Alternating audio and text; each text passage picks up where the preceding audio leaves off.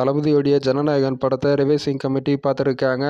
இந்த படத்துக்கான sensor certificate இந்த வாரத்திலே கிடைச்சிரும் அப்படின்ற மாதிரி சொல்கிறாங்க. இந்த படம் மே 7ஆம் தேதி ரிலீஸ் ஆகும் அப்படின்ற மாதிரி நியூஸ் வந்துட்டு இருக்கு. இது எந்த அளவுக்கு உண்மை அப்படின்னு வெயிட் பண்ணி பார்க்கலாம். அதற்கான அனௌன்ஸ்மெண்ட் எப்போ வெளியாகுது அப்படின்னு வெயிட் பண்ணி பார்ப்போம்.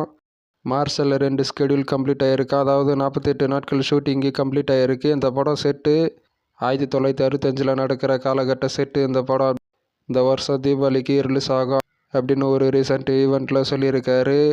டைரக்டர் தமிழ் சாயபங்கர் மியூசிக் பண்ணுறாரு இந்த படத்துக்கு.